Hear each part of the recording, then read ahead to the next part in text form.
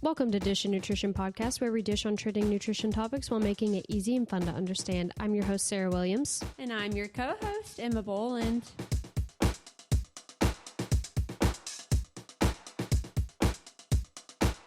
Alrighty, we are gonna do something. We're gonna shake it up a little bit. We're gonna do a little bit different this week. As some of you guys know, I think we've talked about it a little bit, but Emma, a sad day. The Air Force is taking Emma away from me, and you do know how that goes. So we want to make these last two episodes really fun and lighthearted. So I thought this week would be really fun because we've had some listener questions, and then I did a prompt on Nutritional Sarah's platform for just some like ask me anything vibes, like just to get to know us on a more personal level. Some are like nutrition centric, but this is more like who we are as people outside of Dish and Nutrition. Who you've been listening to. Yeah, I think like I love that. I always love like my favorite podcast is Crime Junkie, and like when they have the Ask Me Anything episodes, I eat it up. Oh, same. Because I want to know who they are as people. I love Q&As. I'm like, So- do I like you as a human? Exactly. Yeah. Yeah. You want to make sure you like, I don't know. I'm not going to consume my like hour podcast with someone I don't vibe with. Exactly. If I couldn't have coffee with you, I don't want to like listen to you. Exactly. So I thought that would be fun to No, I love that. just have that on here and kind of get to know us a little bit more. All right, so I'm going to break this up. So I'm going to ask some questions for both of us, and I'll ask these, and then I have some questions that you can ask, but they're for both of us too, just to kind of get like a little, like you go first, I go first, you go first type little vibe. All right, so for the first question for both of us, if you could eat only one meal for the rest of your life, what would it be? Ooh, that's so good. Steak and a baked potato. I was going to say, I was thinking about that last night. We were at Texas Roadhouse, and I was like, honestly, I think that this would be my like jail meal. Steak and baked potato? Yeah, it just covers everything. Absolutely. So good. With the rolls too, of course. Well, yeah, and the cinnamon butter. Oh, so good. Yeah, but that is like if we're celebrating anything in my family, I used to do it with my mom and dad. Like if I got good grades in school, if I did something good, or my birthday, it was always a steak and baked potato. I wonder if that's a Southern thing. I don't, maybe. But like, and a side salad. With like ranch. a grill out. Yeah. Yeah. Dad's on the steak. Yeah. Exactly. I love that. Getting married, we've now progressed to smoked steaks, which if you have not smoked a steak, I highly recommend. Okay, so we got that one down, and that was kind of just like an intro, what foods we kind of vibe with. So you can clearly see we're not, vegetarian, vegan. We love our steak and baked potatoes. We're not starved but over we're here. also not We are well fed. We're not what? We're also not carnivore dieters. True. Which I actually just posted a video on TikTok literally before you got over here, because I just saw a video of someone, she's eating a tomahawk steak, the one with the bone, and she's eating it raw, which don't love. Bizarre. We've talked about it, foodborne illness. And she was like, it just reminded me that I haven't had a single gram of fiber in years. The poor woman's Years. And she said she track poops. system. Yeah, she said she poops once a week. Yeah, no crap. Once a week. And I like literally, literally. I made a TikTok just like stating some facts of like, hey, colorectal cancer is like on the rise because of crap like this. So Ooh, the people are going to come for you. I know, good for engagement, but I honestly like couldn't stand by and just like let that video live I agree. on the internet without me saying something. No fiber? None. She said she hasn't had a fruit or vegetable in years. According to the video. Do you think it's rage bait? Like that? There's Probably. no way that's legit. And there's no way if she's like seeing a doctor that they... But people who don't know what rage bait is, they're going to be like, right. oh, well, she looks, because she's objectively Like a thin white woman. Yeah. And people glamorize that. Like, so I couldn't stand idly by and let that happen. But, That is so bizarre. someone's body is not their business card. So just because you think she looks good does not mean she has the training and the credentialing to help you with food choices. She's made her bed. Like, I'm not even going to attempt. Have fun having to deal with those repercussions in the future. Exactly. So I kind of targeted the video towards the people like who look at that video and go, maybe I want to try the carnivore diet. Yeah. Sorry, that had nothing to do with that. Let me go get a raw slab of meat. Yeah, let me just get some foodborne illness and the parasites that come along with it. Next question is, where are you from? Tone it down. Sorry. Where are you from? Where are you from, Where are you Emma? from? I'm from Kingsport, Tennessee. but you've been all over. But I've lived in multiple places: South Dakota, New Mexico, Vegas, Texas, and soon to be North Carolina, which I'm very excited about. I'm excited to get on the East Coast. She's the poster child for the military.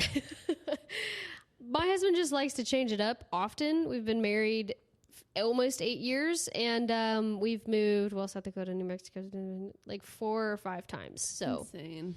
No, do the math on that. And my baby is 3, and she's moved 4 times. So sweet girl. It's fine. What about you, Emma? Where are you from? I am from, I tell people I'm from Atlanta, Georgia, but really I'm from like a suburb of Atlanta, like 30 minutes away from Atlanta. I like it. It's called Peachtree City.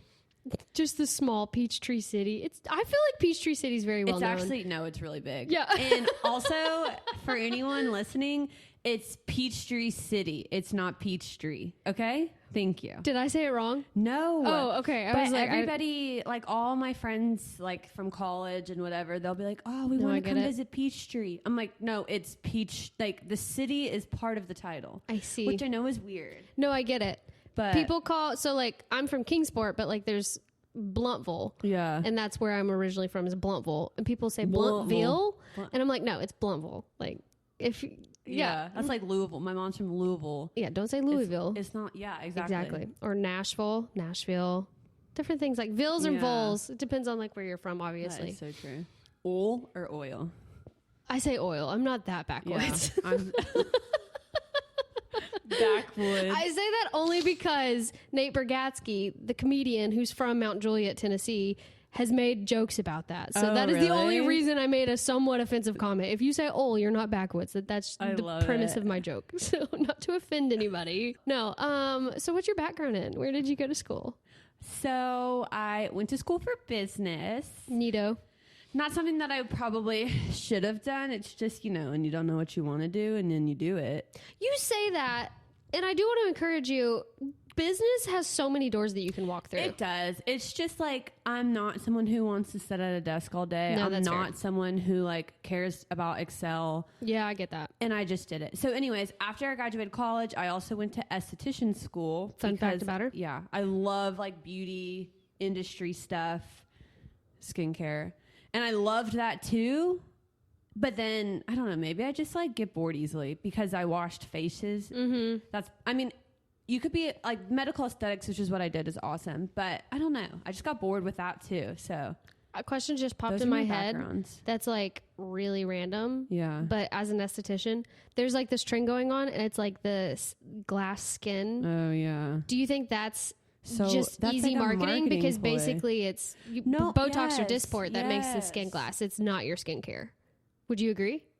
I think that skincare can increase your can improve your texture, but like at the kind of like how you say, like the marketing ploy for, nutrition and everything. Mm-hmm. Like at the core, humans have texture in their skin, and at the core, humans are going to have like things that pop up that create uneven skin tones. So for the glass skin, like, shut up. Yeah, it's unattainable, really. Yeah. Like, unless you spend a lot of money on, injectables and fillers and stuff like that, it's not going to be a normal occurrence for most people. Yeah, and newsflash, like TikTok has the beauty filter, which, hello, everybody uses, y'all. No, literally, I've had people be like, your skin looks great. I'm like, okay, 1, it's the Botox, and 2, it is this very obvious filter. Help.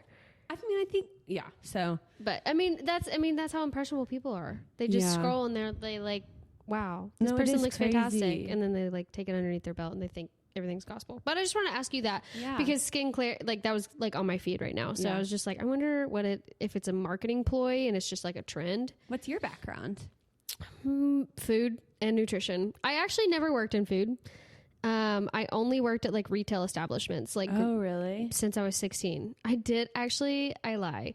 I worked at a frozen yogurt shop for 3 months. You didn't like it? They closed. Aww, I literally got hired, and 2 months later they were like, "Hey guys, we're closing." It was called Sweet Frog. Rip Sweet Frog. That's cute. I know, it was super cute, and I got so much frozen yogurt. It was fantastic. My best friend's dad opened a frozen yogurt shop. Is it still standing? Closed. Oh, no. Yeah. It's called Loco Froyo. Rip Loco Froyo. He also died of glioblastoma, so. Oh my gosh. Not correlated. Love you, Kevin. I don't think. He was awesome. Anyways. Yeah. Background. Really deep. Sarah's face right now. I love him, and Caroline's very open about it. Anyways, that's awesome. So after Sweet Frog, after Sweet Frog, I had a lot of jobs. Actually, I got bored, not because like I was a bad worker. I just was like, I'm bored of this. I'm going to apply somewhere else. Something else. So I worked at an aquatic center. I worked at Sweet Frog. Ooh. I worked at Aeropostale for like 2 minutes. Bath and Body Works for like 2 minutes. Not Bath and Body Works. Yeah, Bath and Body Works. Where else did I work? It's so funny because I always worked in food. Really? My parents own restaurants. Yeah, that's fair. So it's so interesting that like I have no affiliation to food whatsoever. But you just like were so drawn to it. I guess in a science type way, but yeah. I never really had like a culinary drive. The only like cooking things that I wanted to learn about and things on that aspect was just home cooking for my mom. I would go to culinary school if I could. Would you? Ooh, that's a good question. No. Really? I would. It'd be a waste of money, I guess. I would go if there was no grading and it wasn't taken that serious. I know, like, I have a friend who I went to Iceland with. She is currently in culinary school, and she said that it's like a very toxic environment because you just get yelled at and berated at constantly, and like a very male dominant field. Yeah, that's so true. Which like is fine, like whatever. But I don't know. I just feel like it would take the joy out of like truly learning how to cook and things like that. So if it was a low key culinary class and teaching me like how to do the correct things without being yelled at, I could do. I would cry every day, but it's fine. Yeah, like the Gordon Ramsay. You are an idiot sandwich. We watched a lot of what is it? Not Hell's Kitchen. The one where he goes in and like assesses their food in like their restaurants and stuff. Oh, I know you're talking about. Yeah, we watched a lot of that during my internship because like on slow census days, we would just I love that. You can't take back my hours now, but I spent a lot of my hours watching Gordon Ramsay. That's funny. In our break room. My background is in nutrition. I got my undergrad in food and nutrition from the University of Alabama. Graduated summa cum laude. Thank you very much. For lots and lots of tears for the smallest lettering possible on my degree. It does not matter. If you pass, you pass. Period. Don't try to get summa cum laude unless you're like trying to go to medical school or PA school.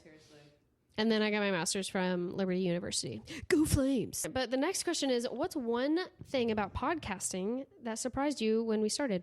Ooh, that's so good. You go first. Do you have one off the top of your head? I now know how to use GarageBand. Hire her, any production team. Which is so awesome, by the way, that you like just picked that up. It was purely out of spite. Yeah, you're like, I'm gonna freaking learn literally, because I was like, I said I was going to do this, and I had announced it already. So I was like, oh, I've got to freaking do this. So I spent a lot of time on YouTube and TikTok videos, and I remember coming to your house 3 or 4 times unsuccessfully recording because I could not get things to like connect. It was so annoying. Yeah, you have to get like a Vocaster 2, and then you have to make sure that I don't even know the correct terms, but I know what to look for and what to click every single time I record now. So that's amazing. How much goes into like producing it, I guess, is... I know. And mine is like the most kindergarten basic. Can you imagine? I know. I like love watching, the Toast and all these other ones, and they just have everything. How these video podcasting and they connect the sound I can't do it to the video. Thank and you. Then I know. No idea how they get that to the audio to a video. And then like we tried, I think for 2 episodes to record it, and it looked like Harper, my 3-year-old, was videoing. Like it just was not like correct. High depth quality cameras. Like I don't know how a whole set. Yeah. Like they have a team. I'm like, where'd you hire them? And how much are you paying them? Yeah, no, I know literally. This isn't cheap. I know. The GarageBand is the extent. If you're looking for a fancier podcast, it's not here, brother. But we keep it real. Well, we keep it real. Yeah. You may hear echoing. You may hear my dog crying in the background. Because we're doing it in my dining room. We used to do it in my guest bedroom, but you know what? Things change, and it's just easier down here. What about you? What's something that surprised you about podcasting? Mine's not really on like the technical side. It's more so just I love podcasts. Mm-hmm. So I went into it with the mindset of like, oh, fun. I feel like I have not a large personality, but like I can be. Do you know how many compliments I've gotten from like your side of the podcast? Oh, well, no, that literally makes me feel better because I was going to say I was like, oh, cool, it'll be super easy to just talk into a microphone and like my personality won't change. But I feel like I don't know why, but it's just like a switch shifts in my brain where it's like, all right, someone is going to be listening to this. Yeah, so I'm like not as like funny or I don't know. It's weird. I like lose my wittiness. Yeah, like I don't take this the wrong way. Like I am authentic, I know but what you it's mean. more of a formal authenticity. Yeah. I got what you mean. But then I watch people and I'm like, they're hilarious. I don't know how they do it. Like, unless they just, you know what I mean? Yes, 1000%. Do you remember our first podcast that we recorded? Like the very first time I finally got the recording equipment to work, and we actually had, I think my it'll iPhone. Be a year soon. Mm-hmm. And it was so awkward.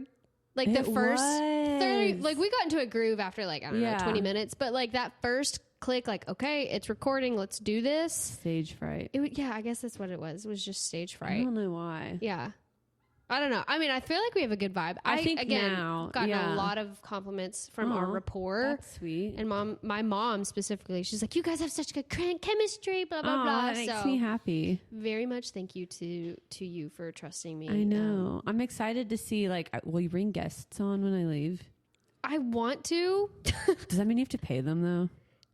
That's the stuff that I don't know. And like, is I'm really. Sure you do. I mean, you don't. I guess if you brought Steph on, like maybe not. Yeah, I think I'll start out with friends and just be like, hey, can you help me out? And then like, if it does whatever, turn into something different, I don't know the business implications of that. Like that gets, and then like ads. No, you're right. FTC guidelines scare the crap out of me. Like they target dietitians. Right. And that's a $50,000 fine. Yeah. If you do it wrong. No, that's so true. So, okay, one, if you ever see me doing an ad, just know, one, I'm working with a partner I really love. And two, I am adhering to every single guideline possible because I refuse to get an FTC guideline violation. I don't know if you follow Jenna Palek. Or do you know, are you familiar with who she is? The name sounds so familiar. She did her brand Fun on Weekdays. Mm-hmm. She's super awesome. I think she's 28, so I think she's like your age. Okay. Not that you're much older than me. No, I know. I'll be 26. Anyways, she did a podcast for. She has a great following. She has like I think 1 million followers. Mm-hmm.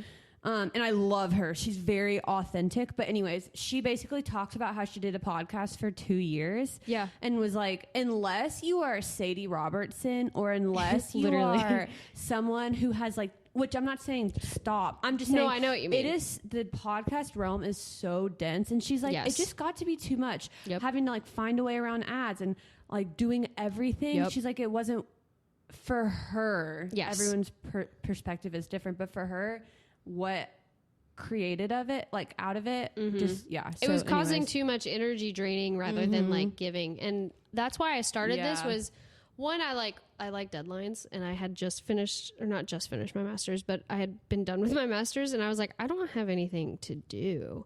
So I started this as like a fun venture. I don't actually look at the analytics that much. Which is probably good for your peace of mind. It is, because like everything else about Nutritional Sarah and my platform is very much analytically driven. Yeah. And I like adhere to whatever they want to see. Yeah. Exactly. But this, I was like, I genuinely want to do it for the fun. Mm-hmm. And if it ever gets too much, then, I'll let listeners know. I'll do it, less and less. Like I haven't figured out what the future looks like. But I know right now I'm having fun and I enjoy having somewhat of a piece of the podcast world, and maybe it'll turn into something different. Maybe not. Maybe it'll stay at this. Maybe it'll get lower. I don't know. But not putting those like expectations on it. Yeah. Like I feel like there was when was it? I think it was like, I don't know, recently that we were able to record for like 3 weeks. And I just was like genuinely so anxious. I was like, oh my gosh, I haven't put out anything in 3 weeks. And I was like, you know what? It's not that deep. It's not that deep. So I'm trying to remove those like things that I've set on myself. Yeah. So unless you're like Sadie Robertson and one monetarily like getting money from it, like, this is solely for fun, honestly. Like, so no monetization. Yeah. So like you don't need to, And honestly, it's fun to listen to, myself in a microphone. You know? It is fun. It like gets out the chatter. Exactly. Yeah. Yeah. So I don't know. We'll see what the world, what it comes into. Maybe guess, maybe not, maybe I don't know. Yeah, sorry, that was a loaded question. I was just curious. You take this one. How did we meet? Oh my gosh. Essentially, it was Thanksgiving actually you start. Yeah. Cause like, or actually I'll do my perspective. Yeah. So we had a friend who had met you first cause y'all's husbands were in the same class. And she was like, I think you and this girl are going to get along really well. And I was like, yeah, cool, whatever. Like being a military spouse, I feel like it's you hear that all the time every time you move. Yeah. And it's like, I want friends, but it's exhausting to like meet so many people and be like, a lot of it feels like forced family fun. It is 100% forced family fun. That's a great way to put it. So I'm like, yeah, cool, whatever. Anyways, it's Thanksgiving and Turner and I are having a good time, okay? And his family's in town and just letting loose. Let me just tell you, we like a good espresso martini. So, we're having our fun and we're like, let's take a walk to, just get some blood flowing and stuff. And we walk down the street and we run into some people that we had already known in a driveway. And turns out it was Sarah and Justin's driveway. Yep. So backstory for that, every Thanksgiving, my husband is a huge Thanksgiving guy. Love it. I don't know why. Like it is his That's Super Bowl. For 4th of July. No, I love 4th of July. Fun. But he loves like Thanksgiving. It is an all day affair. Like the moment your eyes open from the moment, like we go to bed at usually like 2 a.m., 3 a.m. on Thanksgiving night. Like literally 3 a.m. This house was packed. We invite everybody. Like one being military, like we love to open up our home to people who can't, go home, especially during this training. A lot of people can't, one, afford it. And then two, it's such a short time where people, like, if they live far away, they don't want to leave. So they're just here during a holiday. So we like to open up our home just for whoever wants to hang out. Love that. Community, baby. And so it was the end of the night and people have dwindled down. And so we love a driveway bonfire. And that's how we just love your driveway. We love our driveway. We hang out a lot in our driveway. But yeah, so we hung out in the driveway. Harper was already down. So like we're all hanging out and I see like first impression of Emma, I was like, she's too pretty to be my friend. Immediately threatened. That was back when I used to get Botox religiously. So things have changed. Not what I thought was pretty about you, but okay. And I remember you had a really pretty skirt on and I was like, man, I wish I was a skirt girl. I was so embarrassed because I wore cowboy boots that day, but I put my Hokas on to go for a walk. So I'm like, my outfit was cuter. I swear. Like I'm not wearing a skirt with running shoes. I promise. I was so insecure about that. No, but anyway, that was my first impression. And like, we just hit it off. I think our mutual friend now had mentioned maybe once in passing. She was like, I have this friend that I think you would really enjoy. And I too was like, yeah, okay, cool. Yeah. I didn't know this friend as good as I do now. So like her saying that, I was like, you don't know me that well. So maybe you don't. I don't know. I've only been here for 3 weeks at this point. But it was organic. It was very organic. What I loved was because, again, like you said, this place is forced family fun. Yes. So for it to be organic, I was like, oh, I can make my own friend perspective on it without feeling like I have to like this person because this other person. Exactly. You know what I mean? And I love, so like that's a really big thing. This is kind of goes into the next question is advice for being a military spouse, but I'll backtrack to what I was saying. Like being a military spouse, you get a lot of, I'm going to this next base. And then like, the Air Force is really small. So someone will be like, oh my gosh, I know someone who is there and you guys would be great friends. And as wonderful as that is, and that has opened up a lot of doors for me friendship wise, it's really hard to be like, okay, I've got to meet this person. And you're right. There is a pressure. It's like, okay, well, if I don't like them, like, then this person's going to be mad at me or something. Yeah, exactly. Yeah. So because, it was so meeting someone on a walk while we were having a bonfire was just so much more organic than like forced family fun at like a squadron event. This person told me about you, so let's get coffee. And then it's, I don't know. Like, I don't know, by affiliation of like, oh, well, they work in the same building, so like we have to be friends type thing. So. Yeah. Which is really good. And that goes into the next question, advice for being a military spouse, and that is creating a village and a community. Like that is my biggest advice. Like it's just important to surround your self with people, and that is going to be uncomfortable. Sometimes you do have to do the forced family fun at first, out there, and then the organic relationships come from that. I like that. I saw something the other day on TikTok that was talking about like having a village, but you have to be a villager too. Yes. So like, yeah, everybody wants a village, but you have to show up for people even when it's hard. Like friendships are not always going to be easy and seamless, which I know sounds... I was just, sorry, I didn't mean to interrupt you. I just was saying, like, especially I think being military, you do have to keep in mind, like, people come from different cultures. Like, someone who grew up in the other side of the United States versus my tiny town in Kingsport, Tennessee, we're going to have different likes. We're going to have different views. We're going to have different things. And you have to be open to that kind of relationship. You can't have, like... Because if you make friends within your hometown, one, you probably went to kindergarten with them. And that's two, you're probably most likely going to like align with them on some things because you grew up in the same area. So like having an open mind to friendship too is going to be more beneficial than not because, I mean, one, that's how you make friends in any regard, but specifically in this military where people are coming from all over. In our base, like we have international people. And then that's been a really cool experience too. Cause like, what do you mean? Like, this is what you do for this holiday. Like, it's really cool to see it. I don't know. I guess that's my biggest thing about being a military spouse is to embrace the village that's around you. Yeah. And the town. That's so true. I used to only be like, I only want to make friends with people in the town. I don't really have an interest in military spouses, which I fully admit and look back on. And that was a really bad mindset and kind of set me up for failure. But going into both now, because I mean, my daughter goes to a school in town and I've made friends that way. And then I also have made really good friends that live 4 houses down from me on base, like, and embracing both aspects, civilian and military, quote unquote, if you want to. Yeah. I love that. Do you have any other advice for people for being a military spouse?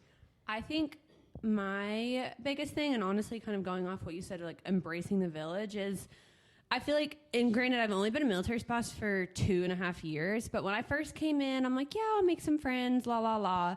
And then I'll just kind of like close myself off. And I think within the last couple of months, honestly, I realized that I can find, like, do not shut people out just because you maybe, kind of like how you're saying, like, they have different views, or they're not the exact type of person that you would gravitate towards. I've realized, like, not having an open mind and perspective on, like, these people can be important to me even if we don't X, Y, and Z. Exactly. So, again, honestly, more so to what you're saying, just embracing who's around me and just, they're not this and that. And it's like, that's okay. Because it's like, I can't change that.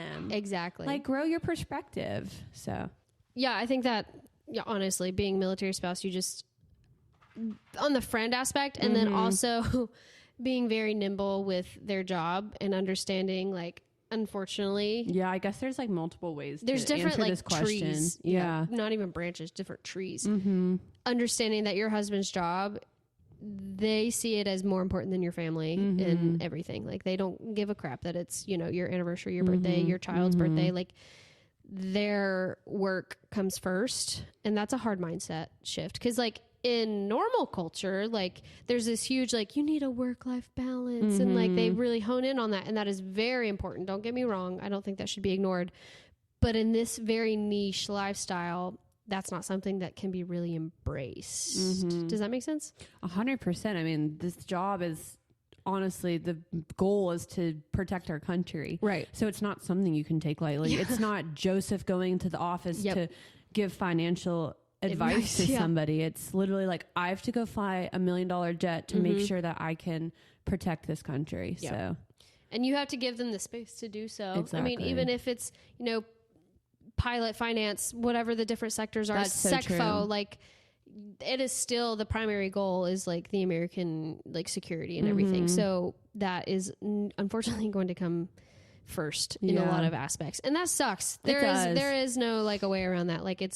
sucks. It's infuriating some days, but if you know that going into it, and that's why it's important to have people around you that can be there to give you a lift when you're feeling down. Yep. Honestly, this training, I don't know if I would have like made it through without being institutionalized, without my group of friends. Yeah. That at one point we were doing like bachelor nights, like one weekly. I mean, like obviously weekly. Things get busy, but in the thick of like our guys training, we would have like a weekly set date to just basically cry for an hour and just commiserate about like what's going on in each other's lives. Like, and it was, I hear you. I see you. Yeah. Yep. And you just feel energized. Well, sorry, one more thing. No. Humans are innately created to crave relationship and connection. So for you to deny that is you just not being emotionally mature enough to realize that is what you need as a person. So absolutely. I'll get off my soapbox. Sorry, military life is something we're very passionate about. 1,000%. Military spouse life, I should say. Yeah. Like, we're not service members, and I don't say salute me. I don't say call me by my husband's rank. Yeah. Like, that is not who we are. But we are largely, like, our lives are largely dictated by our husband's job. And that is something that, I don't know, should be acknowledged a lot more often than not. Completely switching gears. I wonder if anybody who listens knew that we were that was an actual follower question. Oh, really? Mm-hmm. That was actually I love that. It wasn't AI generated. That was a genuine. So I was like, absolutely, I'm putting that in there. But the next question is nothing about military spouse life or anything. It's what's the most surprising nutrition myth you've come across? That's hard. I need to process that for a minute. Fair enough. I'm going to go. Can I answer? Yeah, please. You know, coffee enemas still does it really fascinate me to this day. I like I've said so many times, I try to come from a point of empathy and understanding where people are coming from. However, shoving coffee up my butt has never crossed my mind for any ailments that may come upon me. Truly, like you're right. If you actually wrote down what a coffee enema was on paper and you gave it to somebody, they'd probably be baffled. No, yeah. That's things that would put a Victorian child into a coma. No, seriously. Explaining what a coffee enema is. My great-grandmother would be appalled. No, quite literally. Sorry, although Doris. They did cocaine, that in the 40s and 50s. And bathed once a week. I would have Coca-Cola had actual cocaine in it, seriously. And they're like, it's okay, you can smoke 40 packs and be okay. So they'd honestly be like, heck yeah, let's do that. But yeah, I think that one's the one that gets me the most. I think mine isn't one particular one. It's just learning about so much and just truly not understanding why people fall into all these different types of ploys or not traps. Like not having fiber for multiple years. Yeah, I just don't understand. Again, I just can't. I get it. As a whole, I just cannot wrap my mind around seeing something on the internet that truly doesn't make sense if you break it down. Yep. But they're like, you know what? I'm going to do it. And I just... Yep. What is that one that's like dirty keto? Dirty keto? Have you never heard of dirty keto? No. Oh my gosh. So we talked about the ketogenic diet, and it's like actual medicinal purposes, and it was used for epileptic children, and you're supposed to be in ketosis. It was a very structured scientific diet. And then people obviously used it for weight loss purposes, but people who wanted the keto diet, but didn't want the quote unquote, I don't know, parameters of trying to be within ketosis and things like that. So not keto, but they call it dirty keto.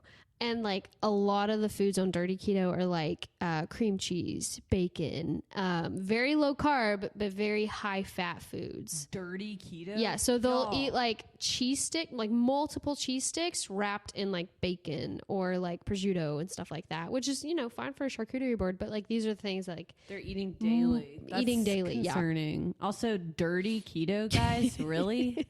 Yeah. Dirty keto. So there's the twisting of different things also has always fascinated me, which is why I went into nutrition or a part of it. It's perplexing. Very perplexing. I need to study on these people. The sample size is unfortunately too large for me to put into a box. I know. Weird. What's your go-to meal when you're short on time? Ooh, whatever's in my fridge. Of peas. A bowl of peas. I'm not kidding, guys. Peas. I walked in and she's eating a big old bowl of peas. Yeah, but which nutritionally I love, actually. Yeah. I just can't. Butter, salt, pepper, we're good to go. Go-to meal when I'm short on time. So I have these microwavable, it's like a bag of pasta. but it's microwavable. I think it's is it like frozen? They're just in my pantry. They're like shelf stable. I'll have to show it to you. But the Barilla, I think maybe they're in the blue box. But yeah, they're in a bag, and it's a good portion size, so that'll keep me full. I actually had it for lunch today. You put like water in it? No, you just microwave it. I'll show it to you. Oh my gosh. So it's not like the mac and cheese cups? No. It's like in a pliable plastic bag, and you just put it in your microwave for about 60 seconds, and then you dump it out, and you have fully cooked pasta. And I add a little bit of mozzarella cheese, so a lot of nutritional yeast, and some plain Greek yogurt. Girl dinner. So yeah, it's kind of like butter noodles, but like heightened. Yeah, but like better. Yeah. Oh, so that's my go-to one usually. I would love to throw like protein in it, but this is short on time. Yeah. I don't think mine's as good as that. Mine's probably like cereal. No, that's fair. What's your favorite cereal? Honey Nut Cheerios. Slay. Yeah, I was that family who wasn't allowed to have sugar cereal. I was the Raisin Bran girl. Hey, I love bran. I mean, I don't love it, but I love the nutritional value of it. I know. I hated it. Everyone would show up to school with Cinnamon Toast Crunch, and I had Raisin Bran. Like, girl, be so for real. You know what? Ashley Edwards, I'm mad at you about that. Besides the other things, like not being allowed to watch SpongeBob. For your goodbye gift, I'm going to give you a box of, like, Trix. Please do. I love Fruity Pebbles so much. You know what I love, and I actually recommend to a lot of people, and I mean, obviously, like, the whole projection of like it's like bad food, blah blah blah, unhealthy, unclean, whatever. I love the multi-grain Cheerios. They have a ton of nutrients in them. Harper snacks on them, and I'm like, heck yeah, get your iron, girl. Like, I love that. Like, a lot of pregnancy people come to me and they say like, you know, I'm so like cereal's the only thing that sounds good. I'm like, cool, multi-grain Cheerios. You're gonna get full A. It's in the purple box. Bread. No, I promise it's not bad because I multi-grain is like, I don't know why, but it just doesn't taste good to me. I promise. Okay. This one, purple box. All right. This is not an ad. FTC guidelines. Don't yell at me. I genuinely endorse this product. All right, Sarah, how do you balance your career as a milspouse and a mom? A lot of crying. That is a really good question. This was a follower generated question. I'm a mom first. Yeah, I love that. That is like, obviously my podcast takes hits if Harper's sick or if I have to do something, or I'm a wife and mom first, excuse me. So whatever once those needs are met, I do what's coming. My career obviously is very unconventional. What a blessing though. Very much a blessing. Like, the Lord orchestrated it perfectly. It is travelable. It is, you know, I can expand, I can take away. Like, it is an absolute godsend of a career, and I am thankful for it every single day. That being said, like, I just take opportunities when I know, like, I'm not taking away from time from Harper, and I'm not perfect. Like, there are some days where I'm like on my phone more than I would like to be. And like, Harper tells me like, mommy, put your phone down. So like, so I'm like, okay, I should probably work on that. But like, I think being very intentional with each thing that I'm doing. Yeah. Like, when I'm picking up Harper from school, like, I make sure I'm with her that time. And like in the afternoon or like in the evenings, I'm just intentional with my time. Military spouse, TBD on when like deployments come and how I'm going to balance that. But honestly, village too. Yeah. Honestly, creating my village. I've asked my village multiple times, like, hey, can you watch Harper while I go and do this? Can you do this? And also utilizing resources like daycare, like 3 days a week and stuff. So I don't balance it. It's like that one SpongeBob meme where he has like 8 arms and he's like trying to do a ton of different things. So I try to do as much as I can each day. And then like, I try not to have too much pressure on myself. Which I think is good. Yeah. And I think that's important. I know I don't do well when I'm bored. Yeah. Literally. Like, I get to in my head, like, I get sad. I get anxious. You start to ruminate in your thoughts. Yes. Yeah. So I genuinely just try to keep myself as busy as possible all the time. Which is why I took on another job. So it's fine. I know. Wait, we haven't talked about that, but I guess we can do... Yeah, so very quickly, I took a new job with Nourish. It is a company for one-on-one nutrition education and consulting. Is it just nutrition, or are there other? I think it's just nutrition. Okay, gotcha. It's a platform for dietitians to do nutrition education and counseling. And I picked my niche of maternal health and like fertility and obviously general health, but specifically women's health. I love that. So it's been a really big blessing. I've had like 5 or 6 clients so far. Each one of them have been wonderful. And if you're a dietitian and you're looking for a side gig or like even a full-time gig, the benefits are great. For part-time, there's like no pressure, like there's no minimal or maximum. And then I think for full-time, you have to have like a minimum of 15 clients a week. But yeah, I'm just part-time and I'm just doing it for fun. And it's been amazing. It's been another godsend of an opportunity. That's amazing. Yeah, it was a lot of fun. You do a good job of balancing. Thanks. There's a lot of days where I like have a lot of doubt, but I appreciate that. Why? I just feel like I have so many things going on. I am like, did I give enough in this area or this area? And then like I have too much going on where like there's deficits where I could probably focus on more. Like career wise, or you're talking about both? Okay. You know, so I'm like, oh, well, I could have done this and that would have been good for that. But well, I would have to give up a weekend away from my daughter. Like there's just like different aspects. Like there's always going to be a con to a decision that I make. And 1,000%. I think it's really hard. Yeah. Question number 2. When should someone reach out to a dietitian for help? That's a good one. I think it's kind of the same, like when you feel like you need a doctor. I mean, your ankle starts hurting and you don't know why.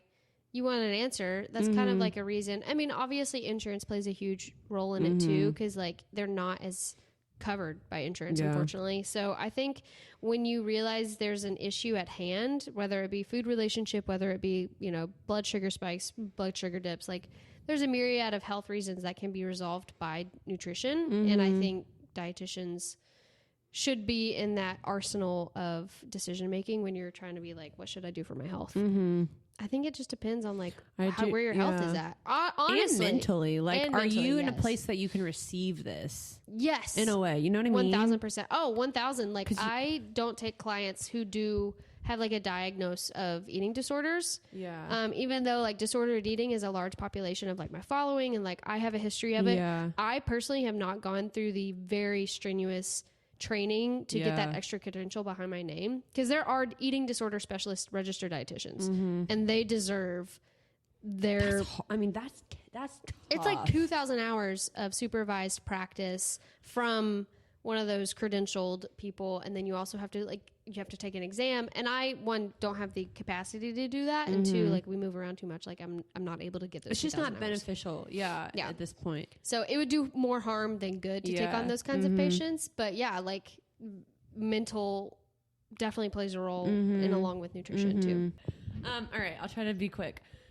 What is one misconception about nutrition that you cannot stand? Blanket statements, I think. Does that make sense? Like people who make those very like inflammatory TikToks that are like, I haven't had a gram of fiber in years. And sorry, I keep going back to her, but she's like on like the forefront of my mind. She's fired up. But she like, I don't know, a blanket statement of saying that, like, I feel like is irresponsible and 2, unethical. Blanket statements just make me mad. Yeah. However, I say that with the knowledge of the blanket statement of everybody needs 25 to 35 grams of fiber. That's important. Everyone needs this amount of water. That's important. Like those guidelines I feel like are good, but the ones that are like, you need to do this and you need to cut out this, and it's coming, I guess, blanket statements coming from social media. Yeah. If they're coming from reputable like corporations, then yes, 1,000% we should listen to them. But what is one supplement that everyone should take? Multivitamin. Yeah. Cover it all. Multivitamin. I mean, like we have that episode where it's like my top 3 recommended supplements as a dietitian, but multivitamin. I love multivitamins because they're like the one vitamin that you can take as needed. So like when you're sick or something and you need a little boost in nutrients because you weren't able to eat, like I love multivitamins. Obviously make sure it's third party tested and coming from a, good source, but otherwise I love me a good multivitamin. I also love omega-3s and probiotics and vitamin D, but I do think that's like patient to patient. Yeah. So multivitamin for everybody, but I love the rest are up to their nutritional concerns. All right. And to close out this really, I'm having fun just yapping, honestly. It's fun to talk into a microphone. Period. What's a fun fact about you that most people don't know? That's good. Mm-hmm.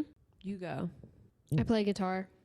Do you really? I do. I did not know that. I do play guitar. Oh, well, that's because you can sing. But I feel like a lot of people don't know you can sing either. Maybe a lot of people do back home. I guess. Yeah, I was about to say back home. Like I was always in choir. I sing in my church. Like I didn't know you could sing until we're in church, and you're like, ah. And I'm like, oh, the girl's got lungs. I grew up in a very like singing family. Like if I was not in choir, I was not. I mean, like I had to be in choir. Yeah. Like I don't remember it ever being an option, to be completely honest. I was in chorus too, but I just did it because I liked it. My mom was like really big. Like she sang a lot of solos at church, and then both my sisters can sing, and like so I sing and play guitar. But my dad taught me to play guitar, and then I learned the rest from like YouTube. It's not good. Like I couldn't play every song. Like my hands are small. I can't play a lot of chords, but I definitely like. I've played Moana for Harper on the guitar. Aww. And she's like, oh, you know that song? I love that. Oh, I didn't know that actually. Fun fact. I love it. My fun fact is, I feel like some people probably know this, but I love gardening and I love being outdoors. I don't think I knew that you liked gardening. Yeah. I mean, we just don't have the space here. No, that's fair. I do remember last fall. If I had a backyard, I would. You had that little square spot and you put in like mums. Oh yeah. And you planted it, and I was like, okay. I love it. All right, guys. Thanks for listening to us yap for basically an hour. I'm definitely gonna miss you in doing this, but I'm not gonna think about it too much because we have next week. So true. We're gonna think about the future and one more. Think fondly on the past. That's all we're gonna think about. So fun. Thanks, guys, for listening. This was definitely some nutrition, some not. I hope you guys learned a little bit about us. But yeah, if you have we're gonna quiz you next week. What is the one supplement I recommend? No, I'm kidding. What instrument does Sarah play? If you guys have a topic you want us to talk about going forward, you can go to our Instagram, Dish and Nutrition Podcast. Click the box. We'll look at it going forward. And give us a 5-star review while you're at it. Yeah. All right, guys. I guess with that... can we say dished? You've been kind of dished. You've had an appetizer, I guess, because I didn't give much. I didn't give much information. You've been apt. I love it. See you guys. Bye. All right, bye.